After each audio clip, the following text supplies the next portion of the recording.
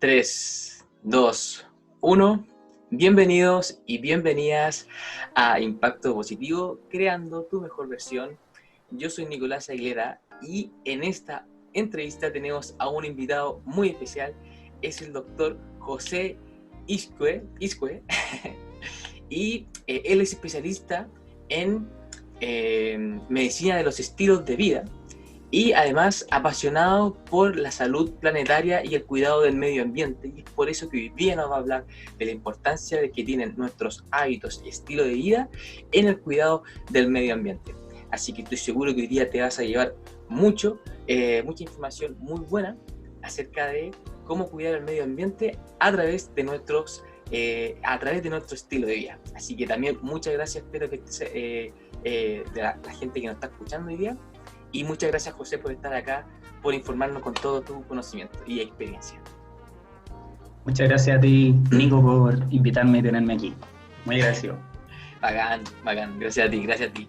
Ya, pues, démosle entonces. Oye, José, si nos puedes contar antes de partir un poquito sobre tu historia, hace cuánto eres médico, si nos puedes contar un poquito sobre eso. Sí, bueno, yo estudié medicina en la Universidad de los Andes, egresé el año 2016 y sin tener muy claro a qué dedicarme como especialidad, súper interesado en la medicina deportiva. El último año de la carrera de medicina del internado hice un diplomado de medicina deportiva y sentía que por ahí iba la cosa, con el afán un poco de acercarme más a la prevención a través de la actividad física y estar más en esa línea de antes de que aparezca la enfermedad o tratando de revertirla desde el estilo de vida, pero puntualmente desde la actividad física. Yeah. Y bueno, trabajé en la Clínica Santa María, en el Centro de Salud Deportiva. Fue una experiencia muy gratificante, muy enriquecedora. Un gran centro en lo que es medicina deportiva. Pero sentía que había algunas patitas, entre comillas, a las que no estaba prestando mucha atención cuando me enfrentaba a un paciente que quería cambiar su estilo de vida de forma más profunda. En particular el tema de la alimentación y, bueno, el manejo del estrés y otras cosas. Yeah. Entonces, durante este periodo en la Clínica Santa María, conocí una disciplina que se llama Lifestyle Medicine, o medicina al estilo de vida, gracias a Paloma, mi pareja. Bueno, también es médico, estudiamos juntos. Claro. Oye, y aprovechando, ya que la mencionaste al tiro, también a la gente que nos está escuchando, aprovechando de decirles que también tenemos una entrevista con Paloma, específicamente hablando sobre medicina del estilo de vida. Así que se los recomiendo totalmente que después de esta entrevista vayan a escuchar la entrevista con Paloma. También se los recomiendo mucho. Y bueno, conocimos esto de Lifestyle Medicine y apareció, bueno, el interés de meterme más en profundidad en eso, y lo hice certificándome en la disciplina con una prueba que hace el organismo internacional que se llama International Board de Lifestyle Medicine, y así es como terminé dedicándome a esto. Pero la transición como a meterme así más en profundidad y interesarme más por este tema y sobre todo la cosa medioambiental fue a raíz de un viaje que hicimos con Paloma, unos 4 meses fuera de Chile, y ahí aparecen las primeras inquietudes en relación a la alimentación. Y no partieron tanto desde la medicina y desde la salud, partieron más desde la cosa medioambiental. Entonces, partimos mucho en relación fuimos a India, países del sudeste asiático, algunos a Japón, algunos lugares de Europa. En realidad fue una vuelta casi vuelta al mundo, entre comillas. Oye, qué buena. Sí. Y ese fue un viaje de entretención, pero de a poquito se fue transformando en algo como de crecimiento y de aprendizaje. Claro. Y ahí fue cuando empezamos a darnos cuenta del tema de la contaminación plástica. Eso fue lo que primero nos llamó la atención, a los dos. Y empezamos a buscar una forma de alimentarnos que implique menos embalajes y menos desechos y menos plásticos de un solo uso, con ese afán medioambiental. Y al llegar a Chile estábamos muy metidos en la onda del reciclaje, zero waste, fuimos a unas charlas de basura cero, esta organización directora. Y de repente apareció ahí entre esta inquietud ya del lado médico, junto con lo medioambiental del impacto que tenía la carne, que habíamos visto por ahí, etcétera, en emisiones de gases de efecto invernadero, cambio climático, que estaba cada vez más en boca de todos, escudriñando ahí entre artículos y cosas. Fue una transición lenta en realidad a esto de la alimentación basada en plantas. Ya. Y terminó siendo por eso, por lo medioambiental, que se juntó con la cosa de salud. Ya, dale. ¿Pero ustedes ya llevaban tiempo como en esto de la alimentación basada en plantas? ¿O fue todo esto fue después? Pero cuando hicieron este viaje, se dieron cuenta del tema medioambiental, ¿o fue antes? No, durante el viaje nosotros comíamos de todo lo que se nos cruzara por delante. Ya, dale. Y ahí partió el último mes de ese viaje, de esos 4 meses, fue cuando estuvimos en India, y ellas son prácticamente vegetarianos, por esto de que no comen carne de vaca, y en general había muchas opciones muy ricas y muy saludables de alimentos sin productos cárnicos. Y ahí sentimos un como empujón como a, oye, ya estamos comiendo más o menos vegetariano. Teníamos un poquito la inquietud de esto del tema del vegetarianismo, entre comillas, por lo poco que habíamos aprendido respecto al impacto medioambiental y la huella que tienen los productos de origen animal. Si nos hacemos vegetarianos, ya.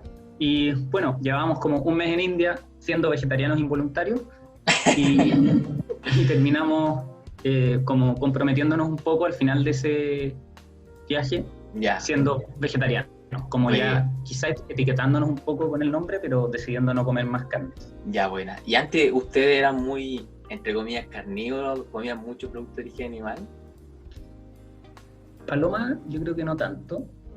Yo sí. Yo era conocido entre algunos compañeros en la universidad por mi colación del pan con pollo. Era una marraqueta con una pechuga de pollo entera todos los días. Yo tenía esta pequeña obsesión con las proteínas, que también está un poco metida en el mundo de la medicina deportiva, porque bueno, deporte, performance, masa muscular, proteínas, es una conversación que viene todo el tiempo. Y todo el tiempo pensando en cómo aumentar mi ingesta de proteínas. Que bueno, tú también quizás debes verlo en el mundo como de la actividad física y el fitness. Es una cosa como bien instaurada. Lo fuerte que es el tema de consumo de más proteína. El mensaje siempre es más. Claro. Oye, al principio, aprovechando que estás hablando sobre eso, ¿no te costó cómo hacer el cambio por el tema de eso de las proteínas? ¿Cómo cuestionarte aquello? Mucho, y fue muy lento eso. Y hasta el día de hoy yo creo que queda un poco de eso. Porque uno ve por un lado la evidencia científica que empuja a que las personas que llegan a mayor edad y adultos mayores que tienen más masa muscular, en general tienen mejor fitness cardiorrespiratorio y menos riesgo de caída y sobreviven más y menos muerte por todas las causas. Entonces tiende a estar súper instaurado esto de que más músculo igual más salud, sobre todo en la medida que uno envejece. Y a la vez está el mensaje que es muy fuerte en el mundo de la longevidad y la alimentación basada en plantas, de que estamos consumiendo exceso de proteína, sobre todo exceso de proteína de origen animal. Claro. Y ahí cuesta mirar la evidencia y sentir que tienen un discurso unificado, porque da la impresión de que unos dicen, oye, necesitamos por lo menos 1.4 gramos de proteína por kilo de peso, y si estás haciendo ejercicio de musculación, necesitas 1.8 o más de 2, 2.4 a veces gramos por kilo de peso. Y por otro lado está la evidencia que empuja, oye, consume 0.8 o 1 gramo por kilo de peso, eres adulto mayor, 1.2, y ahí dependiendo de eso, dependiendo de los requerimientos por la actividad física, puede aumentar un poquito, pero ¿dónde estos dos mundos están de acuerdo? Yo creo que no he encontrado ese lugar, y no sé si hay algún artículo que lo diga así con estas mismas palabras como lo estamos conversando nosotros, y atienda a esa problemática en particular. Pero cuando uno ve las sociedades más longevas del mundo, ninguna tiene dietas hiperproteicas. Ninguna. Entonces ahí mira, el sentido común como que te dice que al final no es necesario consumir tanta proteína para estar sano. Claro. Y de hecho hay evidencia, sobre todo para las proteínas, bueno, los aminoácidos de cadena ramificada, que se marketean mucho para generar masa muscular, los BCAAs, seguramente tú lo has visto en los Claro, suplementos, en estos frascos grandes, y efectivamente son importantes. La leucina parece ser un regulador súper importante de la generación de masa muscular, de la miogénesis, pero a la vez, mayor consumo de BCAAs en algunas poblaciones se ha visto que aumenta el riesgo de diabetes. claro, Se ha visto que aumenta tanto los niveles de IGF-1, esta hormona que es una señalizadora de crecimiento, claro, que promueve la generación de tumores y cáncer. claro, Entonces, hay de hecho algunos artículos de endocrinólogos que llaman a la comunidad médica a detener este asunto de la locura por las proteínas, por el aumento que tenemos y la pandemia que tenemos de diabetes, de obesidad y de cánceres. claro, Entonces yo, viendo así como ya el grueso de la evidencia, tiendo a inclinarme ahora mucho más por requerimientos proteicos justos para estar bien saludable y tratando de mirar a las sociedades más longevas como lo han hecho claro, y respetar un poquito más esa línea. claro, claro. Que te cacho. Sí, pues, esa sería, yo creo también, además que está relacionado con la salud medioambiental, que es lo que vamos a hablar hoy día más de fondo, Uh-huh. que al final consumir menos calorías o también menos productos de origen animal, también al final, a la larga, va a contribuir no solamente a nuestra salud, sino también a, a una mejor salud planetaria.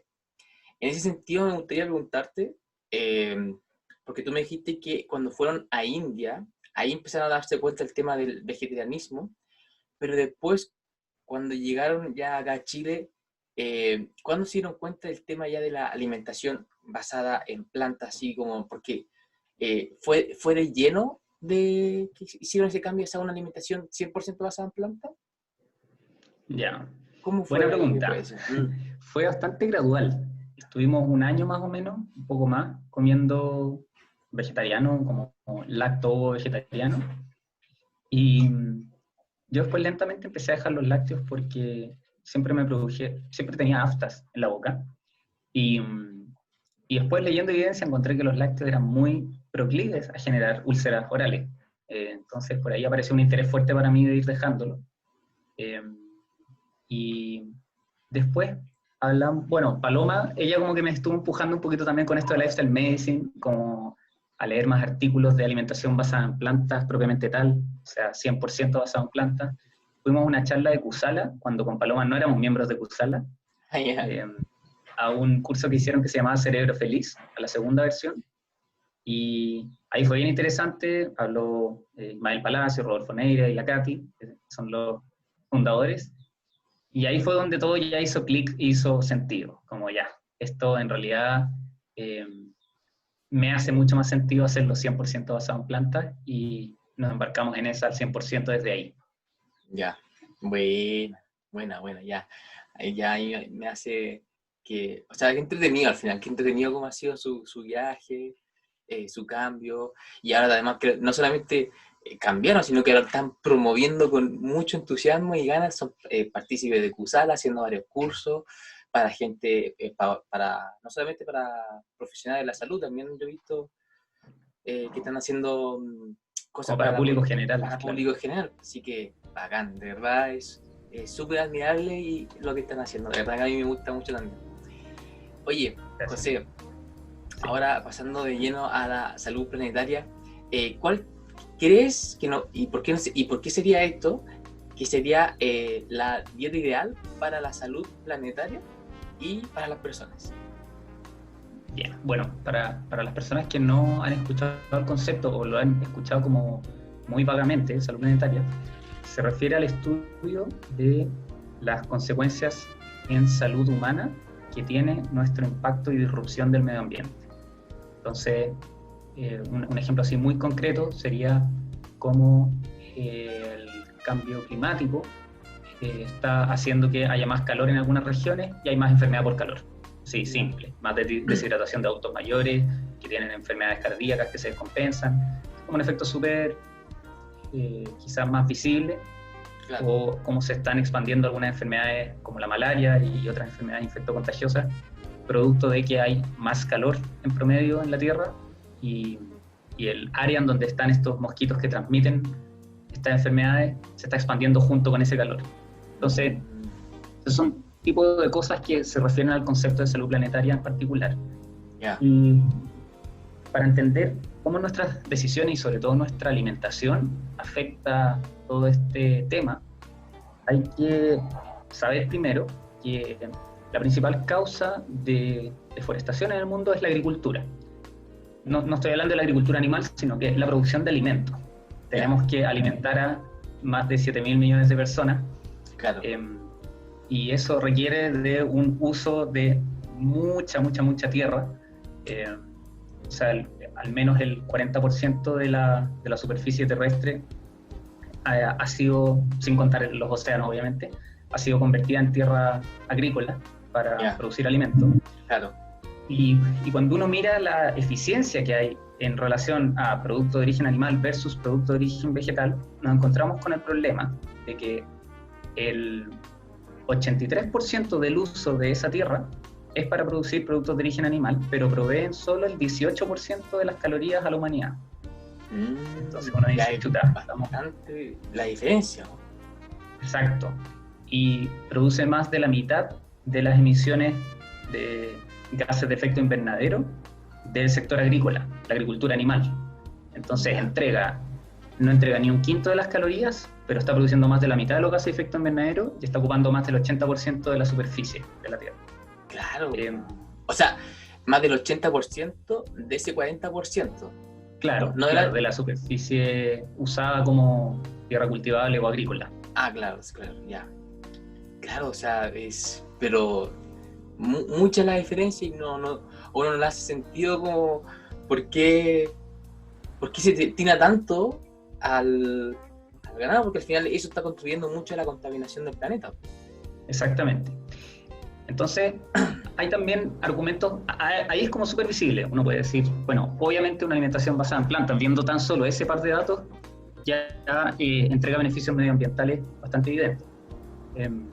Y en relación a eso, este concepto quizás fue más universalizado cuando el año 2015 aparece el reporte de una comisión de la revista Lancet, que se llamaba Eat, así como comer, muy apropiado el nombre, en que 37 expertos líderes de 16 países diferentes se juntaron, expertos en agricultura, en salud humana, en food systems, que se refiere como a los sistemas de producción de alimentos y toda la cadena de producción, para analizar cuál es la dieta que es más saludable para las personas, pero paralelamente es sostenible en el tiempo y va a proveer de alimento a las futuras generaciones y la proyección de población que vamos a tener en los próximos años.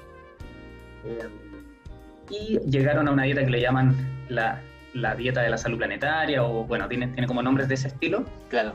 Y que es extremadamente similar a la alimentación saludable que propone Harvard hoy día, con un plato bien ilustrativo que tienen ahí en su sitio web.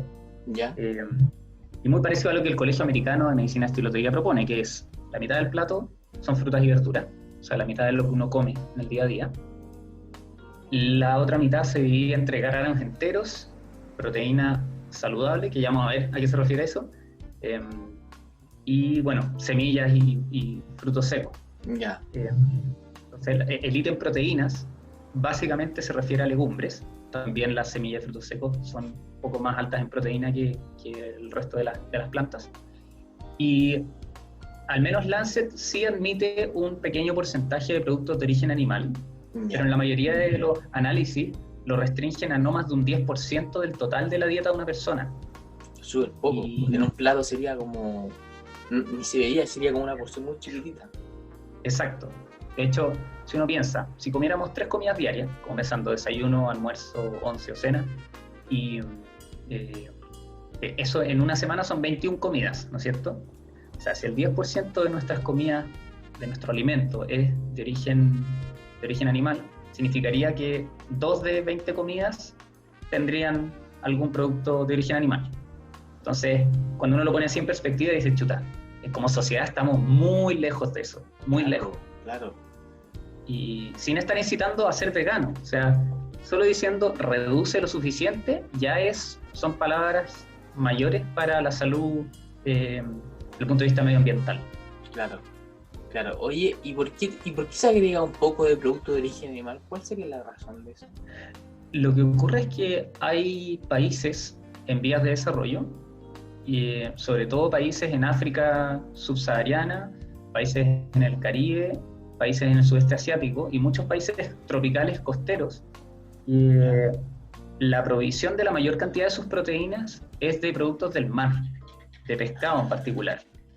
Y ellos no tienen la infraestructura todavía para poder suplirse de proteínas suficiente solamente con productos de origen vegetal. Sencillamente no pueden hacerlo ahora.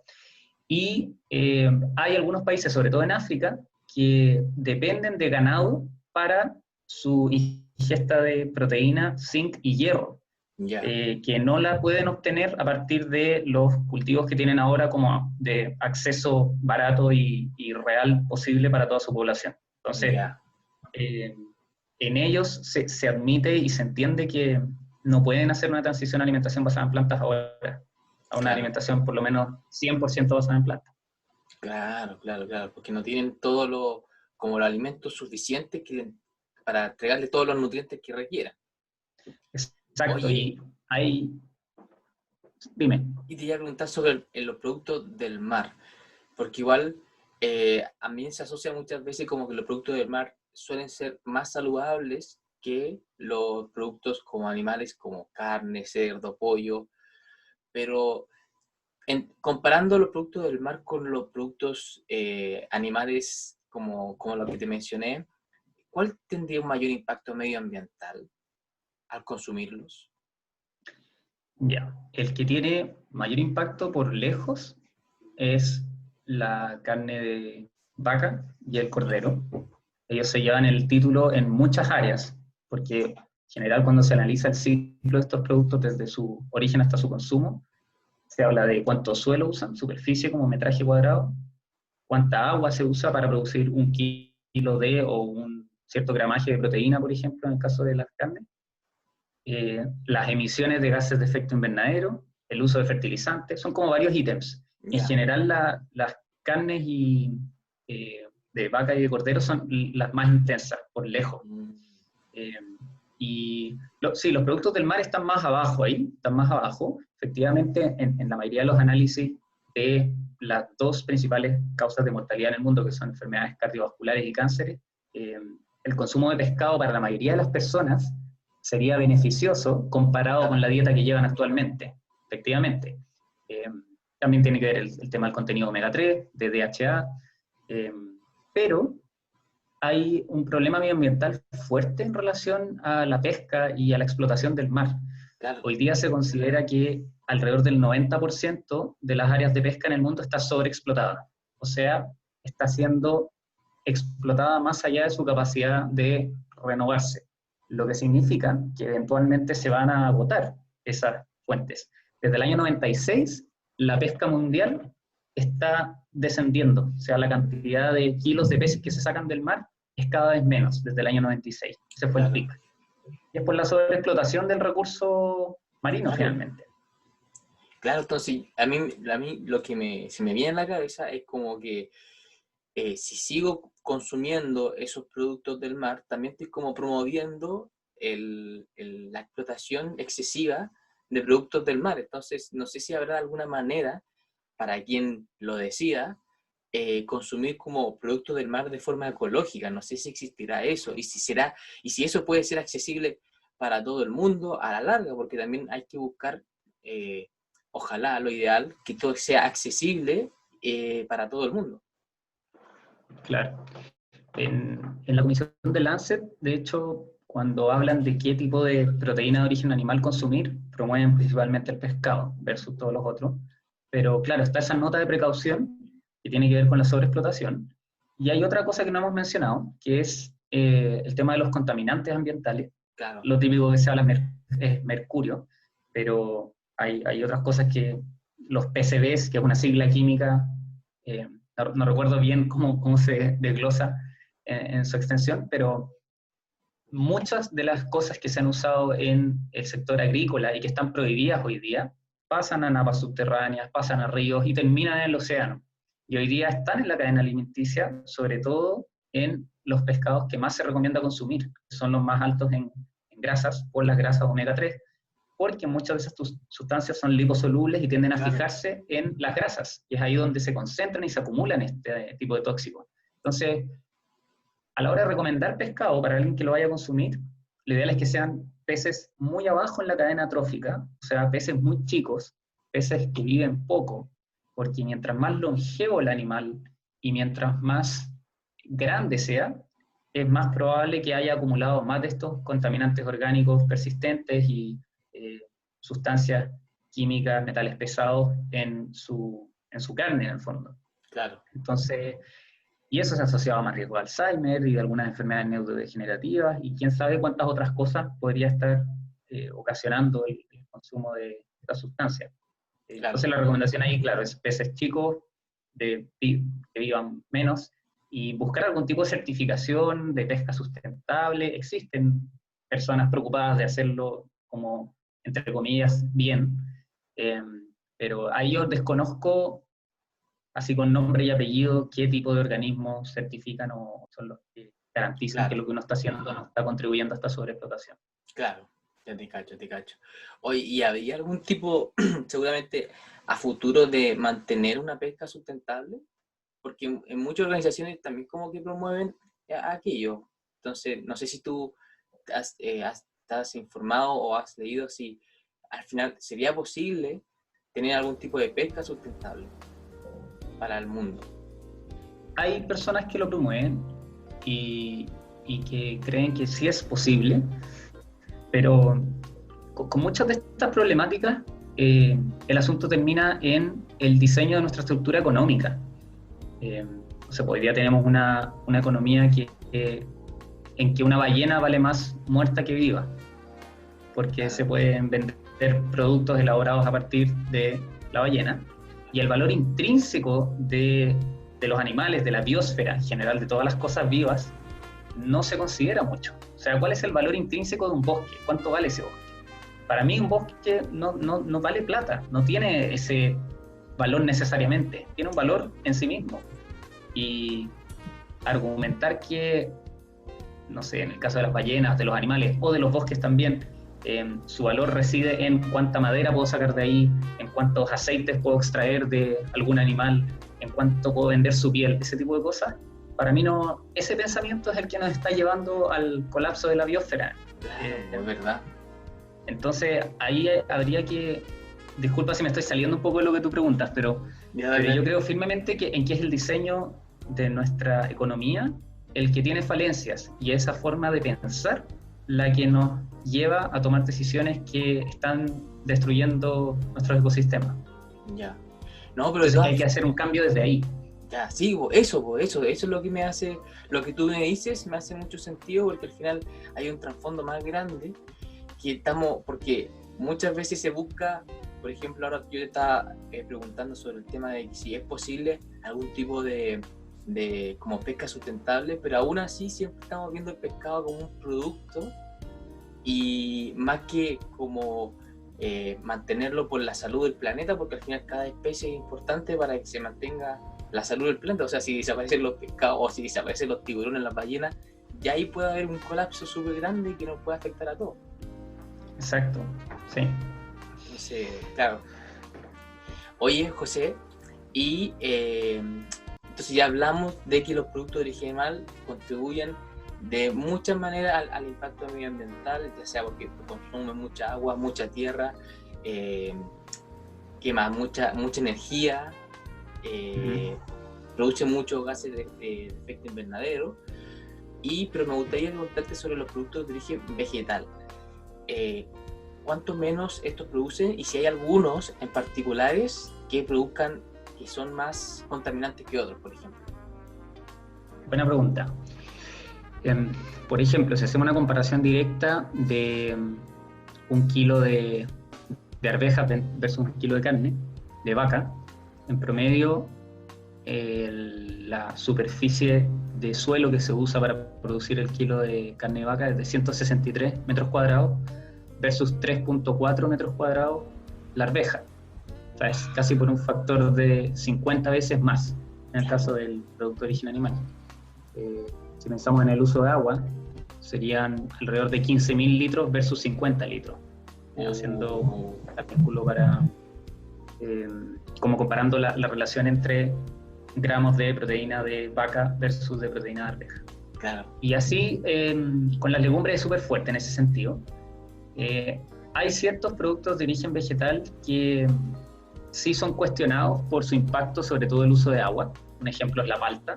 En Chile, bueno, ahí tenemos todo un gran dilema y eso da para conversar eternamente. Las almendras, la mayoría de las almendras del mundo se producen en California. Y bueno, como todos sabemos, hoy día están enfrentando incendios bien importantes, olas de calor y sequía. Y es muy intensa la almendra y en general los productos oleosos de origen vegetal, todo lo que tiene muchos lípidos, muchas grasas. Claro, yo tengo entendido que los frutos secos en general son como de los que más recursos necesitan, sobre todo agua. Exacto, necesitan mucha agua, pero aún así, si comparamos almendras contra la mayoría de los productos cárnicos, sobre todo cuando hablamos de vacuno o sea, de vaca y de cordero, incluso cerdo, la almendra sigue ganando, sigue siendo preferible. Ya, entonces, claro. Hay un análisis bien interesante que está en la revista de Science, publicado hace un par de años, en que dicen que el producto de origen animal producido de la forma más sustentable, en general, tiene mayor impacto que el producto de origen vegetal producido de la forma menos sustentable. Ya, mira. Y para mí eso zanja un poco el asunto, porque muchas veces en alimentación basada en plantas, para uno estar realmente saludable, uno tiene que comer mucha variedad de alimentos. Claro. Mucha diversidad de colores y de tipos de alimentos para proveerse de todos los nutrientes de forma segura. Y eso muchas veces implica traer cosas tropicales, o sea, acá no tenemos cacao, ni va a crecer el cacao. Por ahí hay de repente unos plátanos en Chile, pero los plátanos los traemos de Ecuador. Y cuando uno se empieza a meter en el tema del consumo local y dice, oye, no, puedes comer carnes y todo mientras sean de origen local. Si uno mira realmente el análisis detrás, la huella de carbono del transporte de un alimento, en el caso de las carnes, representa el 1% del total de su huella, el transporte. Entonces, y para otros productos anda en torno al 5 o 6%. O sea, en promedio, la huella de carbono del transporte de un alimento representa un 5 o 6% del total de lo que representa el alimento en global. Claro. Entonces, ahí uno se da cuenta de que muchas veces importar alimentos va a tener una huella mucho menor, aunque yo consuma local, pero el consumo de ese producto local sea de origen animal, sobre todo si es vaca. Y hay que pensar que uno se imagina muchas veces el avión que trae los alimentos y que ahí la huella de carbono es gigante por los vuelos y todo. En general todo esto es por barco y imagínate estos barcos con cientos de containers encima, cuánto alimento traen, cuál es la huella de un tomate. En el fondo es tan pequeña en relación a la masa de producto que se está transportando que sigue siendo siempre preferible. Claro, sí, entiendo. O sea, claro, habrán productos de origen vegetal que hay que tener como más cuidado seguramente, pero aún así son preferibles a los productos de origen animal. Oye, igual yo tengo dos consultas sobre todo con dos alimentos en especial, que por ejemplo el cacao y la soya, que yo había leído por ahí que el cacao incluso requiere más agua que la carne para su producción. No sé si eso será tan así.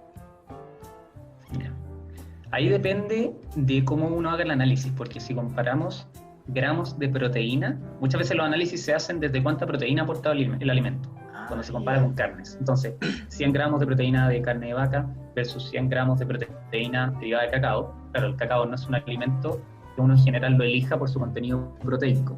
Entonces uno se puede entrampar en esos análisis por esa línea. Y lo otro es que hay muchos factores más allá de la cosa solo medioambiental en relación a la producción de los alimentos. que es en relación a la ética del trabajo y la justicia social, que con el cacao es súper complicado. Antes de irme, para mencionar un poco de esto, no estoy seguro de que efectivamente el cacao tenga más huella hídrica. Yo entiendo que no. Yo entiendo que la huella hídrica de la producción de vaca es mayor, pero habría que ver qué estamos comparando, como gramos de producto en total o gramos de proteína, o si estamos hablando de chocolate o cacao. Porque en general en Chile lo que nos llega son derivados. Raras, son pocos los que venden directamente el grano del cacao, como semilla que tiene aspecto como un poroto negro grande. En general acá ya llega con un grado de procesamiento, y todo procesamiento implica más uso de agua y más uso de recursos. Entonces habría que ver bien qué estamos comparando. En un futuro conversación podría tener la respuesta. Ya, sí te cacho. Oye, y con respecto a la soya. La soya también es un producto como que está causando mucho impacto, como que yo tengo entendido que dicen por ahí que cuando uno cultiva soya, después el terreno no se puede cultivar para ningún otro alimento. ¿Es así también con respecto a la soya, o pasa con todos los productos o puede pasar con otros productos de origen vegetal? Ya, el problema de la soya, uno es que gran parte de la producción mundial de soya es en Brasil, en el Amazonas, y se usa principalmente para alimentar al ganado. ¿Por qué? Porque el poroto de soya es tremendamente nutritivo. O sea, no por nada en el oriente, en China, se cultivaba y se usaba de mil maneras, desde fermentos, la elaboración de tofu, y el poroto en sí consumido de forma más intacta. Claro. Y más que ser un problema la soya en sí misma y cómo va a dejar el suelo en donde se cultivó, es el formato del monocultivo de grandes extensiones del producto lo que genera problemas, y cuando esa tierra se usa de forma intensiva. Porque las legumbres en general son fijadoras de nitrógeno. El nitrógeno es un nutriente muy limitante en el crecimiento de las plantas. Y ese balance antes era súper fino. Cuando se introdujeron los fertilizantes artificiales de nitrógeno, quedó un poquito la tendalá en ese sentido. Y ya no eran como las legumbres, las super plantas universales que eran las capaces de fijar nitrógeno en la atmósfera y ponerlo en el suelo para permitir que después crezcan otras cosas que no podían tener ese acceso. Hoy día, con la cantidad de fertilizantes, eso está muy desbalanceado. Y entonces lo que va ocurriendo es que la soya y las legumbres son fijadoras de nitrógeno, eso es bueno en general, eso enriquece el suelo, pero el cultivar soya, cosechar, recultivar, cosechar constantemente, va degradando las capas superiores del suelo, va alterando su perfil de nutrientes, va alterando la microbiota del suelo, o sea, las bacterias y microorganismos que viven en ese suelo y hacen simbiosis con las raíces de distintos cultivos, y se va generando ahí una depresión y un daño importante en ese suelo que después efectivamente es difícil cultivar cosas ahí y requiere un input cada vez mayor de fertilizantes artificiales. Y eso es lo que tiende a pasar hoy día. Los monocultivos de grandes extensiones de un solo alimento dependen cada vez más de que uno tenga que hacer cosas extras para que eso resulte, porque no es la forma en que crecen las plantas naturalmente. Claro. Y por eso ahí yo creo que la pregunta importante es ¿cómo hacemos una transición a una agricultura que permita más rotación de cultivos, una agricultura orgánica muchas veces, una agricultura que permita cultivar simultáneamente distintas cosas que tengan relaciones positivas entre sí, que una planta le ofrezca sombra a la otra, que necesita más sombra, y que ciertas flores atraigan a ciertos polinizadores que además son depredadores de ciertos parásitos, y eso es muy bonito. Eso, la permacultura, gran parte de la permacultura tiene que ver con eso, y la agricultura ecológica, y yo creo que es importante que el foco se vaya para allá, más que en pensar, oye, este cultivo en particular hace mal, sino que es la práctica en torno a ese cultivo y el cómo se está trabajando lo que está haciendo daño. Ah, ok, ya te cacho. Oye, yo no cachaba mucho eso de la como agricultura ecológica y permacultura.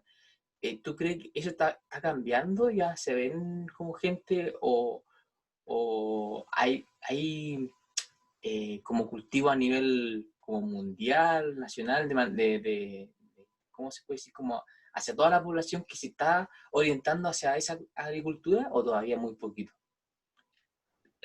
Todavía es poco.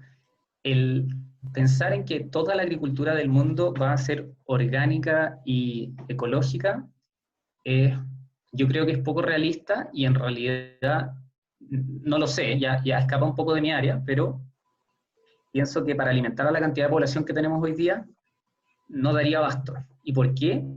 Porque por más que haya sido muy criticado el tema de los transgénicos y muchas de las prácticas que se usan, sí han permitido que los cultivos y la producción hoy día tengan una eficiencia súper importante. Claro. Y sin aumentar demasiado la superficie cultivada, la cantidad de alimento que se produce hoy día en esa misma cantidad de superficie ha aumentado de forma dramática. Claro. O sea, si antes un suelo rendía X cantidad, ahora está rendiendo 3 veces X, solamente por las modificaciones que se han hecho como desde la tecnología de los alimentos y desde la química de los alimentos, bueno, y la genética. Entonces, claro, uno lo ve con recelo, como pucha, tanta adulteración de estos productos naturales, pero han permitido satisfacer a este gran lobo gigante que es la humanidad, claro, que cada vez crece más y necesita comer. Claro. Entonces, sería interesante hablar con alguien que trabaje y se dedique quizás a la agronomía y preguntarle cómo lo ve él, cómo esa persona ve esta transición y hasta qué punto se puede hacer. Claro, es verdad, es verdad. O sea, al final, como que con lo que me dices, no es como tan malo tampoco el tema de los monocultivos, porque al final igual ha permitido que muchas personas, o que haya muchos alimentos para la población. El problema es como que cuando es excesivo y no se regula mucho seguramente con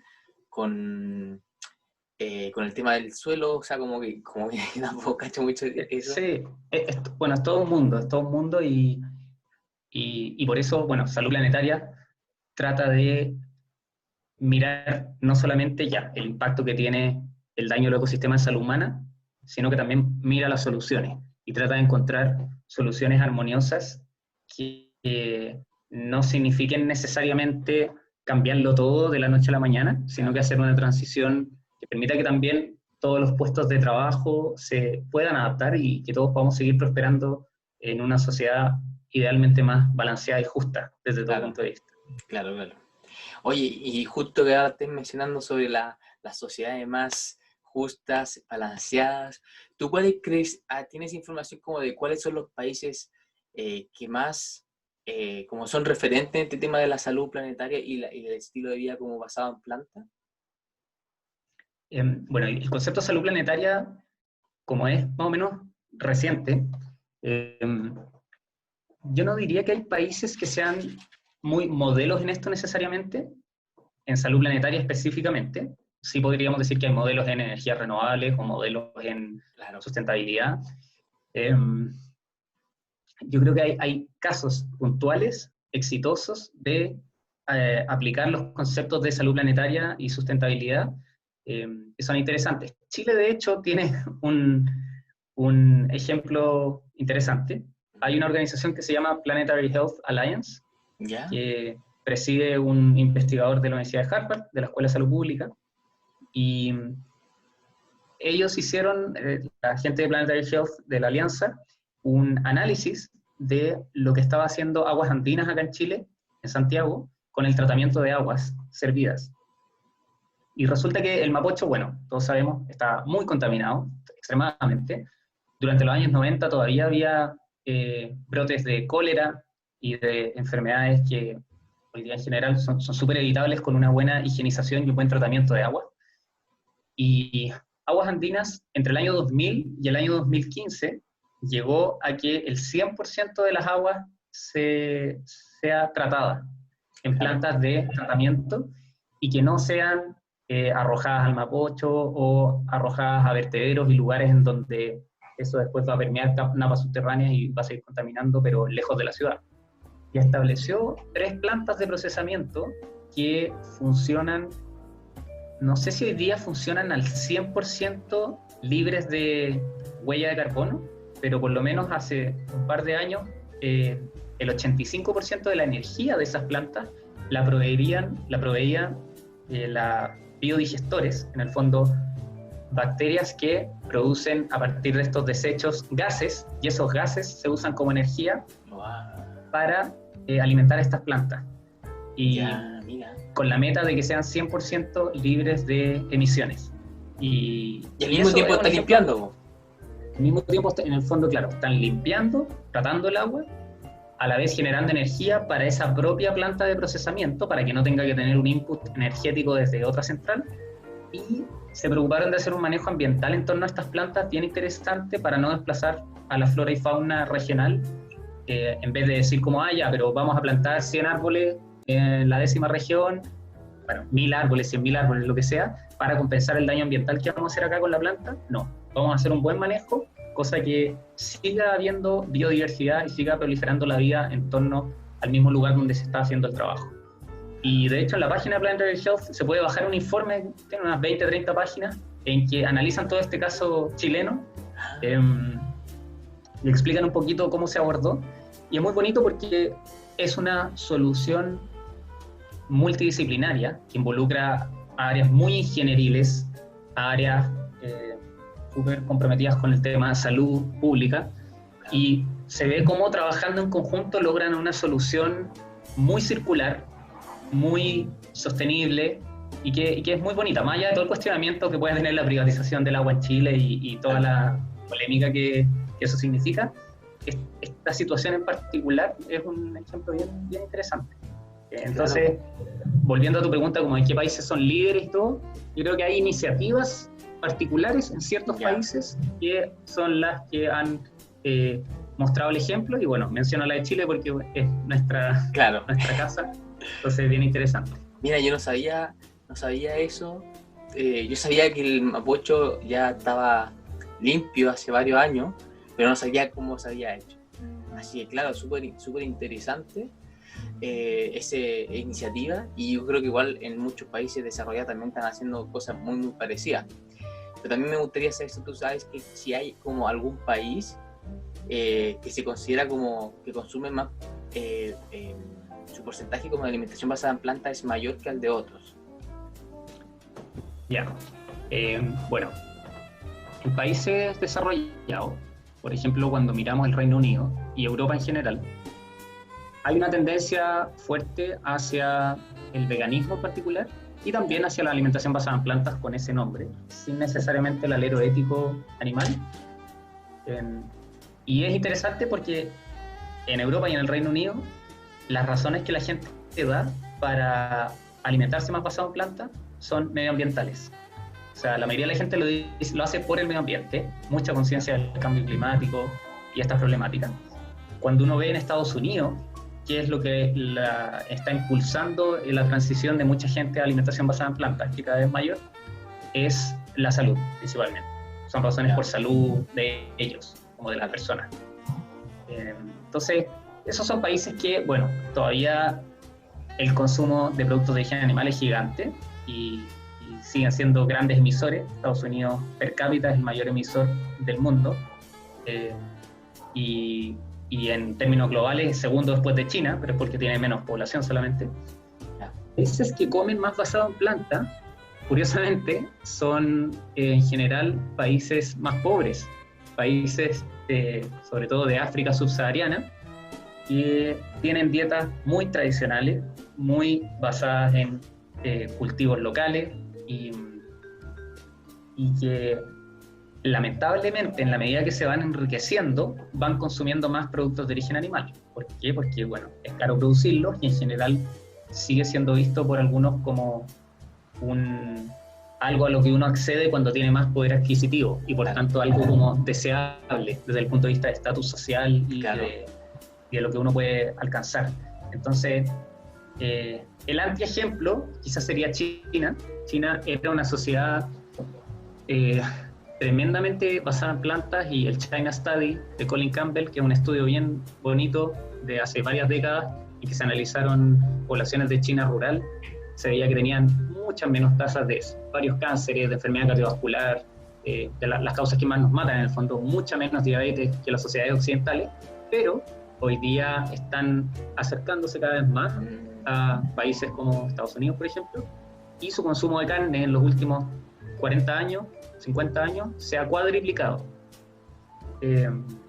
Y esa demanda por carne de China, si China decide consumir carne, es un gran problema para el mundo, porque hay tanta gente en China que un aumento por 4 de consumo de carne per cápita significa que hay mucha tierra en el mundo que tiene que ser convertida para ganadería intensiva y satisfacer esa demanda. Entonces, ahí tenemos como... Importa mucho el cambio de mentalidad finalmente, porque si uno deja que la tendencia siga sola, la tendencia es que el país más pobre es más basado en plantas, se va desarrollando, empieza a consumir más carnes, se empieza a enfermar más también, y vemos que el país, bueno, ya es lo que está pasando con China, ¿no es cierto?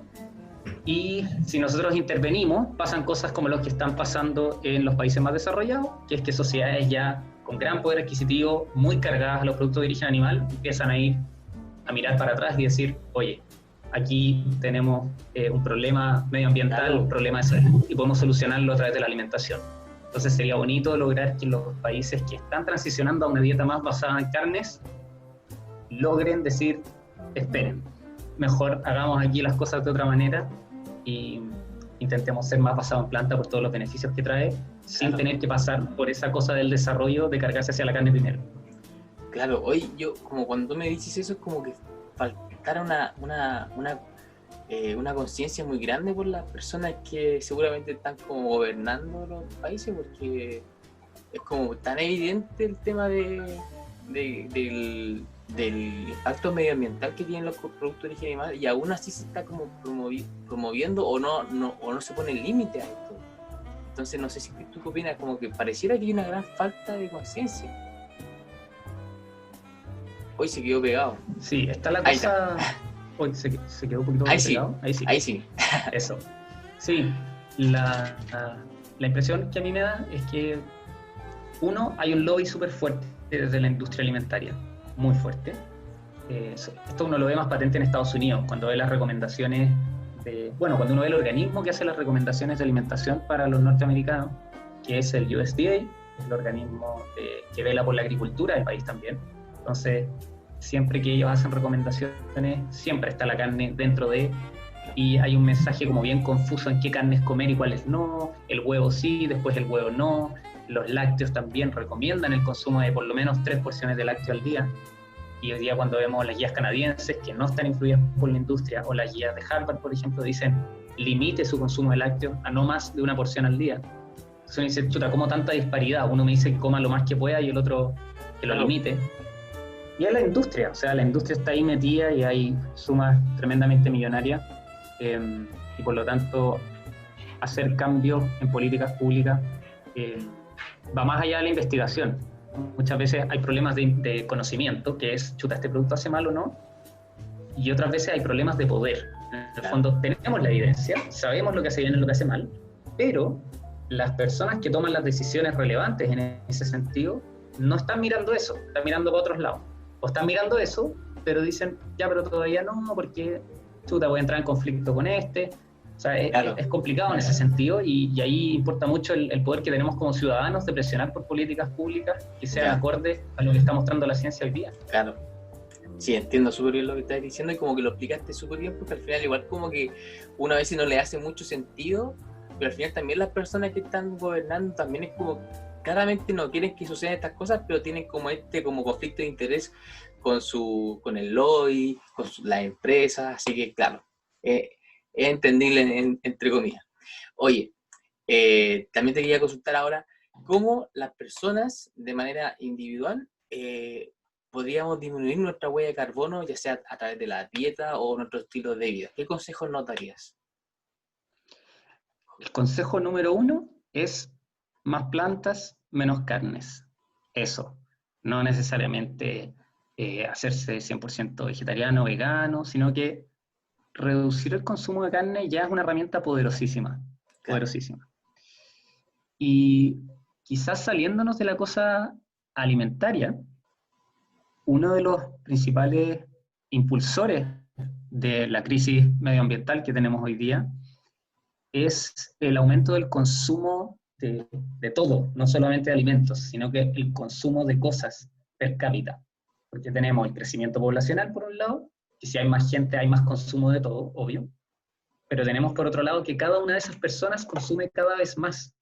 Entonces cambia el celular cada 2 años, y que un computador nuevo porque se le frizó la pantalla, pucha, mejor me compro otro porque ya los computadores están más potentes hoy día, quiero cambiarlo.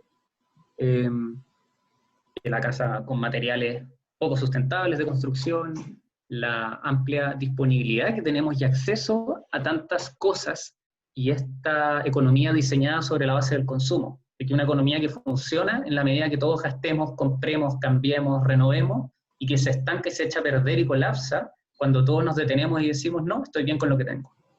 Entonces, un llamado, diría yo, a consumir menos en general, de las cosas que uno tiene, la ropa que uno se compra, sobre todo las cosas electrónicas, el impacto de las, celulares, computadores, etcétera, es súper, súper importante.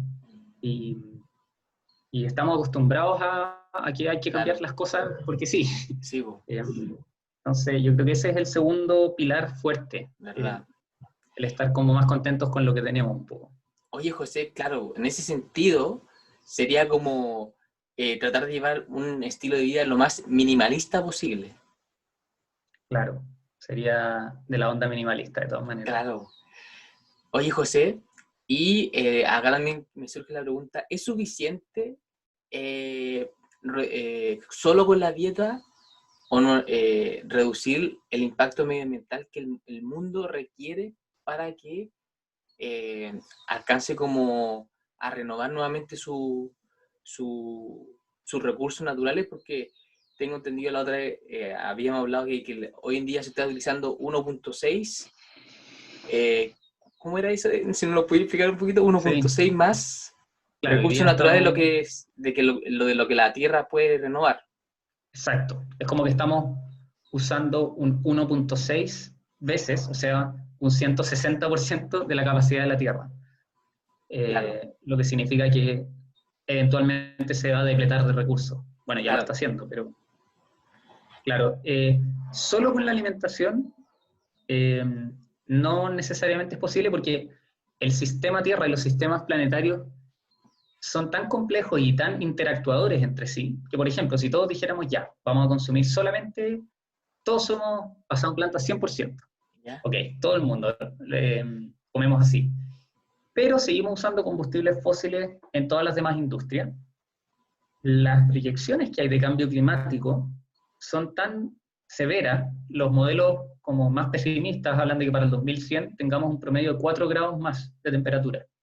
Y esos 4 grados significa un sinfín y una cadena bien potente de eventos, como alza de 2 metros de nivel del mar, lo que inundaría un gran porcentaje de ciudades costeras.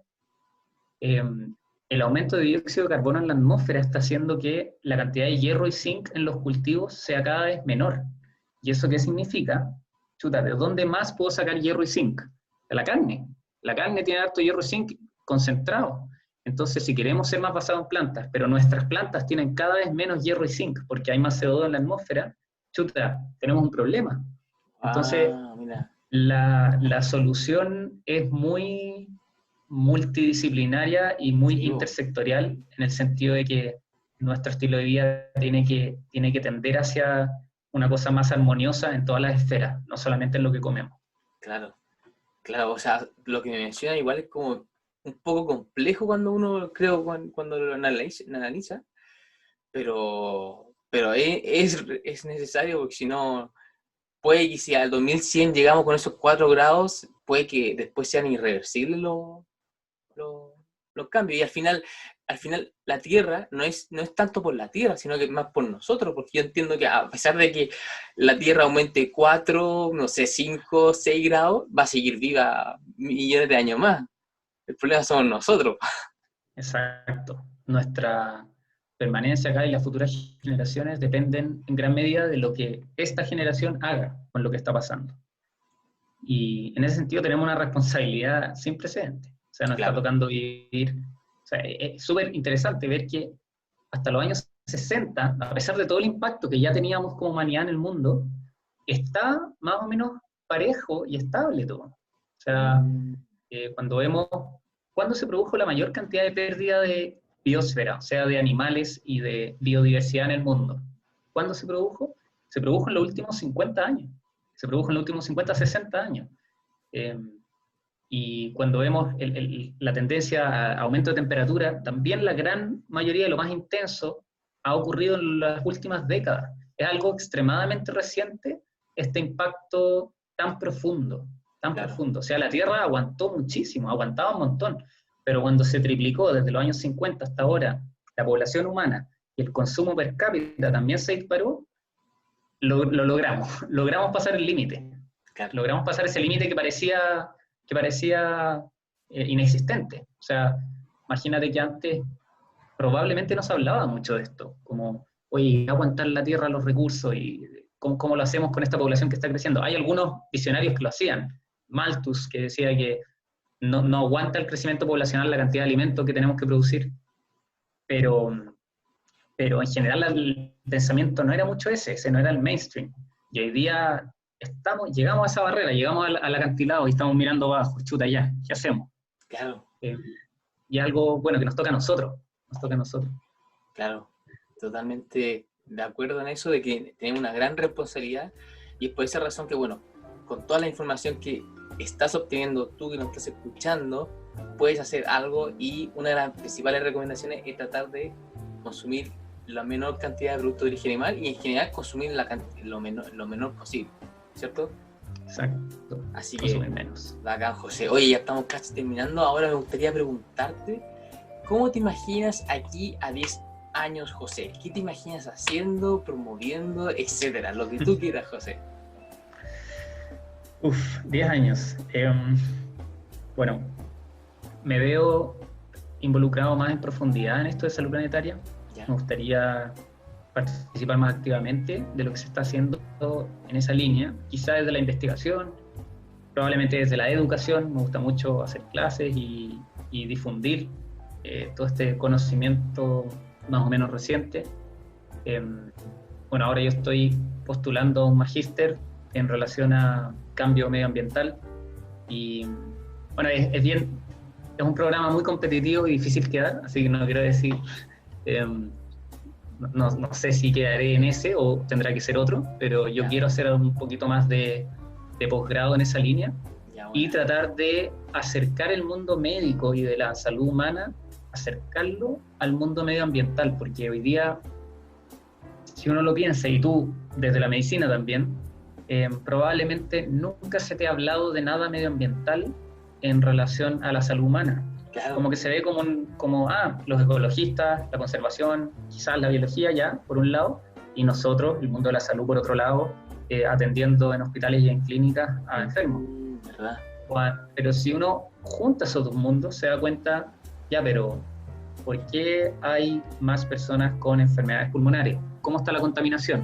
La contaminación ambiental del aire es la quinta causa de muerte a nivel global. Entonces, ¿por qué la gente en ciertas épocas se enferma más de enfermedades gastrointestinales infecciosas? ¿Qué está pasando ahí con el tratamiento de agua? Claro. ¿Qué está pasando con la disposición de los desechos? Y son mundos que sí conversan muchísimo. Claro. ¿Qué pasa con la pérdida de biodiversidad y esos cultivos que no están siendo polinizados de forma natural y que los estamos manipulando de ciertas maneras y que ahora tienen menos concentración de algunos nutrientes? ¿Cómo impacta eso, esa alimentación en las personas? O sea, a mí me gustaría que esos dos mundos se acerquen y conversen más, al punto de que en las mallas curriculares de medicina, o sea, haya un módulo de salud planetaria. Claro. O que se enseñe de alguna manera y haya algunas nociones. Claro, porque al final igual afecta a la salud, y si afecta a la salud, eso es importante por lo menos considerarlo o mencionarlo, es importante. Así que totalmente de acuerdo. Eso es lo que me gustaría meterme más y me imagino eventualmente estar bien involucrado ahí. Genial. Sí, yo creo que tú lo vas a lograr porque ya estás muy metido en todo eso, así que bacán. Oye, José, gracias, Nico. Ahora, ¿Algún libro documental sobre lo que hemos hablado que nos recomiendes? Hay un libro que salió en agosto que se llama Planetary Health, Salud Planetaria, y el subtítulo es Protecting Nature to Protect Ourselves, protegiendo la naturaleza para protegernos a nosotros. Ya. Yo creo que ese es el libro, o sea, está editado por Samuel Myers, que es el director de la Planetary Health Alliance y que está llevándola en Harvard en relación a salud planetaria. Yo no he terminado el libro, pero lo que he leído es tremendo, tremendamente educativo e iluminador. En realidad está escrito por muchas personas. Esta persona, el que mencionaba, es el editor, pero son puros expertos en lo suyo y para mí es algo que casi debería enseñarse en el colegio prácticamente. Claro. Yo diría que ese libro es la joya en ese sentido y está recién salido del horno, entre comillas. Hay un documental. Hay estos documentales en relación a cambio climático, documentales que se enfocan específicamente en alimentación basada en plantas, forks over knives, significa como tenedores sobre cuchillos. Claro. Se mete muy como desde la onda de lifestyle medicine en alimentación basada en plantas desde la salud, sin meterse en lo medioambiental. Y ahí uno puede ir como juntando todos esos mundos. Hay un curso muy interesante que se puede hacer gratis que se llama Cambio Climático y Salud Humana, que lo hace Harvard a través de una plataforma que se llama edX, que es una plataforma online para hacer cursos, edX.org. Yo ese curso lo estoy terminando ahora y me ha gustado muchísimo. Bueno, se aprende un montón sobre cómo el cambio climático... Para todas las personas también. Lo puede hacer cualquier persona. Ya. Está en inglés, no sé si estará en español. Ese es el único gran pero. Claro. Pero bueno, es tremendo, o sea, muy buen curso. Ya. Quizá presionar para que lo saquen en español si es que... Claro. Bueno, ya, pues. Eso ya, sí, me quedó claro. Ahí también sabe, entonces, documentales, libro y curso. Mucha información, así que bacán. Oye, José, y ahora el último mensaje poderoso que pueda motivar a los oyentes que nos están escuchando en este momento. Bueno, invitarlos a todos y a todas a cuestionar nuestras prácticas que tenemos muchas veces automatizadas en relación al alimento, en relación a cómo vivimos y cómo funcionamos. Preguntarse si uno está incómodo, mirar esa incomodidad y entenderla. Porque así es cuando ocurren estas grandes transiciones y grandes cambios en la vida personal, y eso después tiene un impacto en las personas que nos rodean. El tema medioambiental no es ajeno a nosotros. Nosotros somos parte de este mundo. Nosotros dominamos este mundo hoy día y dependemos de él. Entonces, tenemos que entender que esto es una cosa de generosidad con las futuras generaciones. O sea, si nosotros hacemos bien las cosas hoy día, nuestros hijos, nietos, etcétera, van a poder disfrutar del mundo tan bonito que tenemos y que tenemos la oportunidad de rescatarlo. Claro. Oye, qué lindo lo que dijiste, de verdad, me encantó. Yo creo que es súper importante cultivar esto del bien común, que a veces yo creo que todo el mundo quiere aportar, pero se pueden hacer cosas tan sencillas como son a través de nuestro estilo de vida, y de esa manera ya vamos a estar ayudando a las personas, al medio ambiente, a los animales. Así que es súper importante todo lo que dijiste, y yo de verdad estoy muy agradecido con todo lo que nos dijiste, con todo lo que me informaste. Así que eso, pues muchas gracias, José. Nada más que decir. Muchas gracias a ti, Nico, y bueno, gracias por hacer lo que estás haciendo. Al final este podcast y estas conversaciones son un tremendo aporte también. Claro, gracias. Oye, José, ¿dónde te podrían encontrar la gente que nos está escuchando? Bueno, en Instagram, José con Z, así tal cual, ese es mi usuario. ahí yo subo a veces cosas en relación a lo medioambiental y salud humana, tratando ahí de hablar de ambas cosas, de esa intersección. Y bueno, ahí está también en la biografía el tema de la consulta médica, en relación a cambio de estilos de vida, que ese es mi foco. Y Kusala, que es este grupo de chiquillos y chiquillas que estamos motivados por el cambio en varias esferas. Se llama Kusala o Kusala Institute, se puede encontrar en Instagram. Claro, ahí lo vamos a poner ahí en la descripción. Eso. Y lo otro es Xochimev. Xochimev es la Sociedad Chilena de Medicina del Estilo de Vida, de la cual formo parte. Estamos terminando de constituirnos legalmente y para ir de a poco empujando y levantando lo que es la medicina de los estilos de vida en Chile. Y bueno, y tratar también de impulsar un poquito de salud planetaria desde ahí también. Claro, buenísima, me encantó. Oye, ya, pues entonces terminamos aquí. Muchas gracias nuevamente, José. A toda la gente que nos está escuchando, recuerden suscribirse, comentar, compartir, y nos estamos viendo en otra entrevista de Impacto Positivo, creando tu mejor versión. Nos estamos viendo. Chao, chao. Nos vemos, José. Gracias, Nico. Chao, chao.